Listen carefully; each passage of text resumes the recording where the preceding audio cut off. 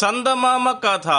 లేనిపోని బంగారం. పూర్వకాలంలో పండరీపురంలో ఒకానొక భాగవతుడు ఉండేవాడు. అతని భార్య కమల పతిభక్తి పరాయణురాలు. ఆ దంపతులు అతి భక్తితో రుక్మిణీదేవిని ఆరాధిస్తూ ఉండేవారు. ఒక రోజున దేవి వారెదుట సాక్షాత్కరించి, మీ భక్తికి సంతసించాను, వరము కోరుకోండి అన్నది. అందుకు వారు, నీకు తెలియందేముంది తల్లి, సంసార యాత్ర సుఖంగా సాగిపోవడానికి తగిన సాధనమేదో నీవే ఆలోచించి అనుగ్రహించవలసింది అని కోరారు. అప్పుడు రుక్మిణీదేవి స్పర్శవేది అనే ఒక రాతిని వారికి అనుగ్రహించింది. ఆ స్పర్శవేదితో ఏది తాకినా అది బంగారం అయిపోతుంది. అటువంటప్పుడు ఇక భాగవతుడికి దరిద్ర బాధ తొలగిపోయినట్టేగా.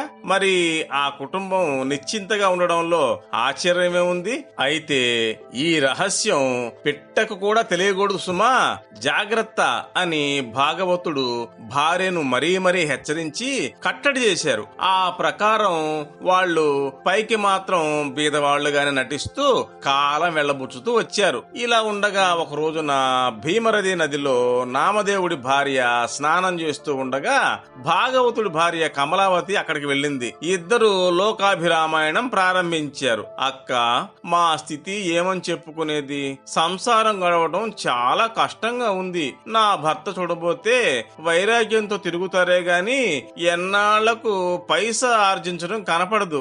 ఎలా గడుస్తుందో ఏమిటో అని వలపోసుకున్నది నామదేవుని భార్య. అందుకు కమల, అలాగటమ్మా చెల్లి, ఎవరితోనూ చెప్పనంటే ఒక రహస్యం చెబుతాను అని చేతిలో చెయ్యి వేయించుకొని ఇలా అన్నది. చెల్లి, ఈ మధ్యనే మా ఇలవేలుపైన రుక్మిణీకాంత మా భక్తికి మెచ్చి ప్రత్యక్షమైంది. స్పర్శవేది అనే ఒక మహత్తరమైన రాయిని అనుగ్రహించింది. దానితో దేన్ని తాకితే అది బంగారం అయిపోతుంది. మేము దానితోనే బంగారం చేసుకోవడం వల్ల దరిద్ర బాధ పోయింది. ఇప్పుడు సంసారం బాగా సాగుతోంది. ఆ స్పర్శవేది రాయి నీకిస్తాను. నీకు కావలసినంత బంగారం తయారు చేసుకుని దానిని మళ్ళీ నాకు జాగ్రత్తగా ఇచ్చేసేయ్. ఇదిగో, ఈ రహస్యం నీ భర్తకైనా చెప్పకూడదు సుమా అంటూ గబగబా ఇంటికి వెళ్లి స్పర్శవేది తెచ్చి ఇచ్చింది. నామదేవుడు భార్య ఆనంద పరవశత్వం పొందింది. కనపడిన వస్తువు కల్లా స్పర్శవేదిని తాకించి బంగారం చేసుకుని దానితో సమస్త పదార్థాలు కొనుక్కొని సుఖంగా ఉన్నది. ఈ సందడిలో స్పర్శవేదిని తిరిగి కమలాబాయికి ఇవ్వడమే మర్చిపోయింది. ఆమె ఇలా ఉప్పొంగిపోతున్న సమయంలో నామదేవుడు ఇంటికి వచ్చి ఇల్లంతా బంగారం కావడం చూసి అమితంగా ఆశ్చర్యపోయాడు. వంట చేసుకుంటున్న భార్యని పిలిచి, మనకి బంగారు పాత్రలన్నీ ఎక్కడివి, ఎవరిచ్చారు అంటూ ప్రశ్నలు కురిపించాడు. అందుకామె, ముందు భోజనానికి లేవండి, తర్వాత అన్ని చెబుతాను అని సర్దుబాటు చేయబోయింది. కాని నామదేవుడు ఉగ్రుడై, ఓసి ఇల్లాలా, ఈ ఆటలన్నీ నా దగ్గర సాగవు, చెప్పు అని గద్దించాడు. అప్పుడు ఆమె హడలిపోతూ స్పర్శవేదిని గురించిన వివరాలన్నీ దాచకుండా చెప్పేసింది. అందుకు నామదేవుడు, దుర్మార్గురాల, ఎంత పని చేశావు, ధనమనేది సన్నిపాత రోగం వంటిదని తెలియదా, మాతా పుత్ర విరోధాయ హిరణ్యాయ నమో నమః అనే శాస్త్రవాక్యం వినలేదా, థే ఆ స్పర్శవేదిలా థే అని చెప్పి అడిగి పుచ్చుకొని గబగబా భీమరది నది దగ్గరికి వెళ్లి మొలలోతు ప్రవాహంలోకి దిగి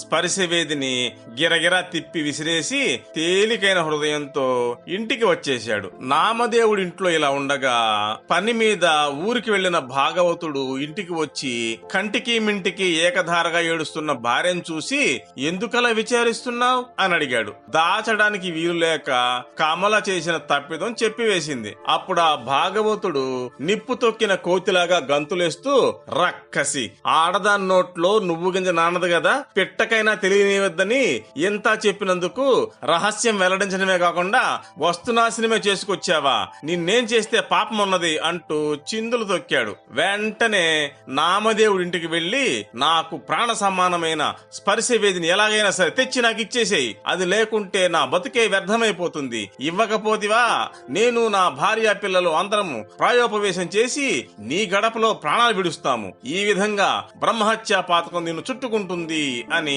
తన ఆవేదన వెల్లడించాడు. ఆ ప్రకారం భాగవతుడు కుటుంబ సమేతంగా అభోజనంగా ఉండి ప్రాణం మీదకు తెచ్చుకున్నాడు. అందుకు నామదేవుడు, ఓ ఈ భాగవతోత్తమ, నీ స్పర్శవేదిని భీమరది నదిలో విసిరేశాను. మన ఉభయుల శ్రేయస్సు కోరే ఇలా చేశాను. ధనమంటే భక్తుల్ని దేవుడికి దూరం చేసే అనర్థకరమైన పదార్థం. అజ్ఞానం చేత దీనికోసం లోకులు పాకులాడుతారు. మీ ఇంటిలో ప్రారంభమైన ఈ అజ్ఞానం అంటురోగంలాగా మా ఇంటికి కూడా పాకింది. అందుకనే ఈ పని చేశాను అంటూ ధనం మీద భాగవతుడికి విరక్తి కలిగించడానికి ప్రయత్నించాడు.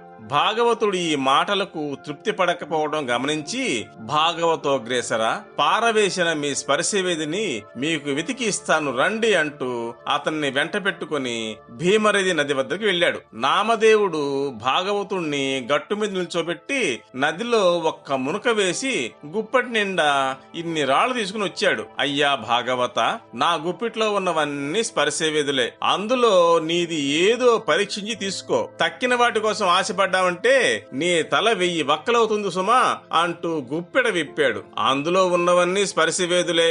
అన్ని ఒకలాగానే ఉన్నాయి. తాకిస్తే బంగారు చేసే గుణం వాటన్నిటికీ ఉన్నది.